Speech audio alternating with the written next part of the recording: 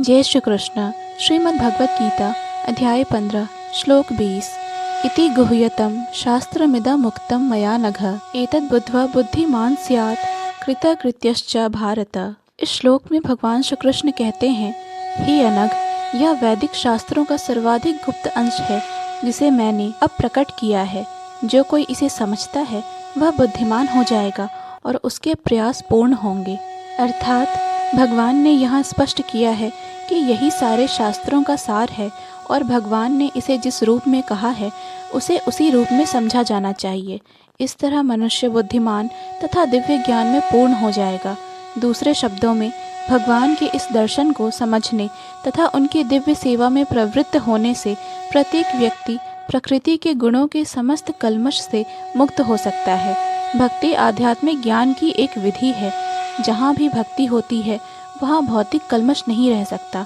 भगवत भक्ति तथा स्वयं भगवान एक हैं, क्योंकि दोनों आध्यात्मिक हैं। भक्ति परमेश्वर की अंतरंगा शक्ति के भीतर होती है। भगवान सूर्य के समान है और अज्ञान अंधकार है। जहाँ सूर्य विद्यमान है वहाँ अंधकार का प्रश्न ही नहीं उठता। अतएव जब भी प्रामाणिक गुरु के मार्गदर्शन के अंतर्गत भक्ति की जाती है तो अज्ञान का प्रश्न ही नहीं उठता। प्रत्येक व्यक्ति को चाहिए कि इस कृष्ण भावनामृत को ग्रहण करे और बुद्धिमान तथा शुद्ध बनने के लिए भक्ति करे। जब तक कोई कृष्ण को इस प्रकार नहीं समझता और भक्ति में प्रवृत्त नहीं होता, तब तक सामान्य मनुष्य की दृष्टि में कोई कितना बुद्धिमान क्यों न हो, वह पूर्णतया बुद्धिमान नहीं है। जिस अनघ शब्द से अर्जुन को संबोधित किया गया है वह सार्थक है। अनघ अर्थात हे निष्पाप का अर्थ है कि जब तक मनुष्य समस्त पाप कर्मों से मुक्त नहीं हो जाता तब तक कृष्ण को समझ पाना कठिन है। उसे समस्त कल्मश, समस्त पाप कर्मों से मुक्त होना होता है, तभी वह समझ सकता है।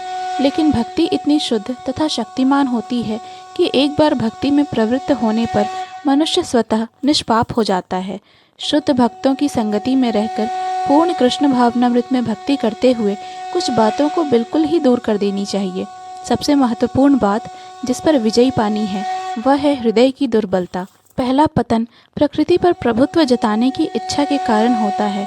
इस तरह मनुष्य भगवान की दिव्य प्रेमा भक्ति को त्याग देता है। दूसरी हृदय की दुर्बलता है कि जब कोई अधिक प्रभुत्व जताने की इच्छा करता है तो वह भौतिक पदार्थ के स्वामित्व के प्रति आसक्त हो जाता है।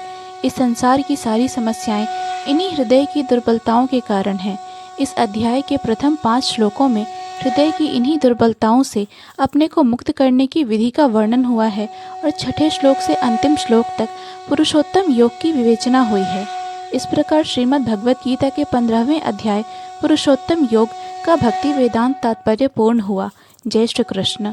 पूर्ण भगवत गीता के श्लोकों को सुनने और समझने के लिए कृपया इस चैनल को सब्सक्राइब करें। वीडियो पसंद आया हो तो लाइक और शेयर करें।